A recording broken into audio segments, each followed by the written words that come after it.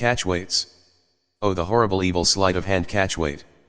10 players was asked if we'd speak on them. Is it an issue to be concerned about? Are fighters using it for an unfair advantage? And we've gotta throw a 10 players holler out to Keith Robinson on this one. As for these catch weights, well, catch weights being used are pretty much as diverse as human beings. Every situation's different. Can they be evil little sleight of the hand tricks to gain unfair advantages? Yup. Sure the fuck can. Can they be beneficial to both fighters? Yup. Sure the fuck can. Can they be good for one fighter and not the other? Yup. Sure the fuck can. Can they be bad for both fighters? Yup. Sure the fuck can. Or they can cause historical matchups. But two guys fighting at a catch weight at the same exact weight as another set of fighters, may not be the same situation in the least. Kinda like the way there's courtrooms. Just because two different guys killed someone doesn't mean they killed for the same reason. One may have been protecting his family from some fuck who was about to slice his wife or kid's throat, while another may have wanted nothing more than a bag of weed. And decided to put a bullet in some innocent person for their wallet. So, two different guys. Both killed. Yet we still must know their story and analyze the situation. Sometimes you've got two guys, and going all the way up to the next division for one, and all the way down for the others a bit too much. So they meet in the middle, and it's pretty damn fair. Other times you've got a diva. He's the big name. He may not even have a desire to fight you. He may even know you'll beat the shit out of him post to post. So he's not going anywhere. But if you want to lose 20 pounds and have him gain 3 to meet, he'll take that shit. Few fighters with equal fame and financial status take that. It's usually one A side. And the B side figures the money's so good, and if by chance they win, they'll be propelled so far in the game if they win that they accept it. And sometimes, even that can still be fair.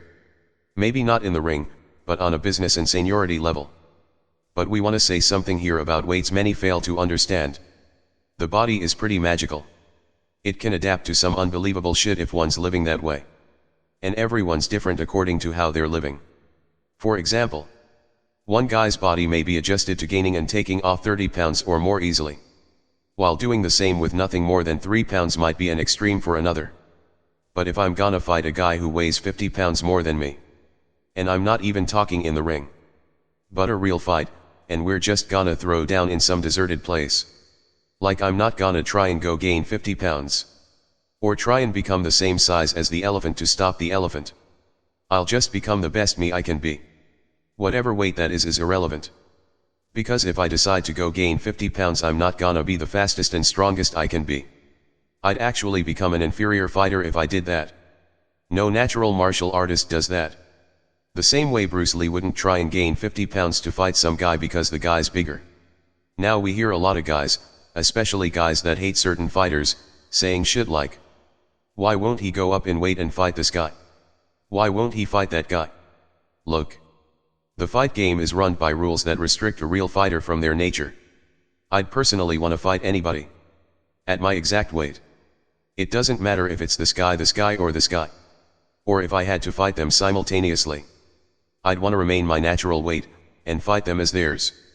Just like in the jungle. Real war. The next soldier don't give a fuck how big or small I am. Nor do I.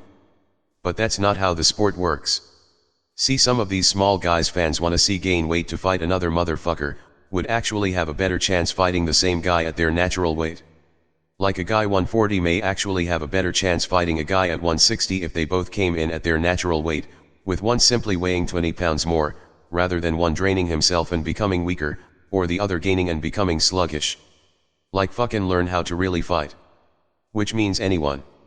Absorbing punches are easy from a big fighter if you learn to flow with the wave. These are things guys don't do in the gym because it's not a part of the sport. And the ignorant ones will think what we've just said was stupid. They ain't in the jungle so they have no knowledge of it and don't train for it. But they'd be some bad motherfuckers if they did. The real trainers know. But that's not how the sport works. But the guy who ain't gaining 10 to 20 pounds to fight some motherfucker may not necessarily be scared, and might kick that guy's ass on the street. But adding on or decreasing in that kind of weight would fuck up his skill level. Yet if motherfuckers had a simply fight. Like if you reduce the divisions. Let's say you turned it to no more than 5. You'd be shocked with who'd come out on top. Naturally that would never happen, because it's a greedy business, but you'd see some incredible fights.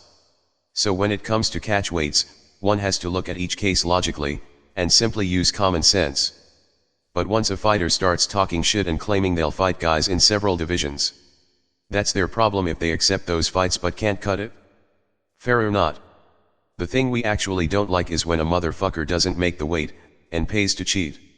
If it didn't matter he'd make the weight. Yet a win is counted as legit. But personally, we find a lot of guys fighting without catch weights to be more of a problem than those who do. You got a shitload of motherfuckers holding straps in divisions they don't even fucking belong in. Blowing the fuck up 20 pounds after the damn weigh-in. Not fighting their natural weights because they'd get their fucking asses kicked if they actually fought who the fuck they should be fighting. In reality, you're really what you are when you step in that ring after ballooning the fuck up the next day. So should Canelo really be fighting in his division? Or should he be fighting Ward? Should Mikey Garcia be vomiting all over the fucking place to make weight, or is he actually fighting the wrong crop of motherfuckers? We sure the fuck know Chavez ain't fighting who we should. So in our view, what ain't fair no matter what the issue. Being able to spot what is and isn't is what really matters. Because slicksters will be slick no matter what the issue. From weight, to catch weights, to picking refs, judges, drugs, and every other thing they can get away with. But if you're constantly fighting at catch weights, especially above your weight, yet holding on to straps, you need to give that up. And real fight fans are smart enough to know when they see bullshit. No matter what the issue. Including catch weights, because every case is different. If guys are meeting in the middle, no problem. It's when they're not that is. Whether this becomes a new problem is something we're yet to see. We're watching out though. But if you see a lot of fighters doing the same shit, it's wise to see who's backing those fighters. Quite often one outfit has their fighters getting away with the same shit. But for now, we have no major catch weight complaints outside of Garcia. 5 minutes from now we might, since some new shit's always popping up. But catch weights are more of a blessing than a curse in our view. Until some crazy news we didn't expect pops up. That's our take. So respect to Keith on this one, and until our next one. Peace. We're out.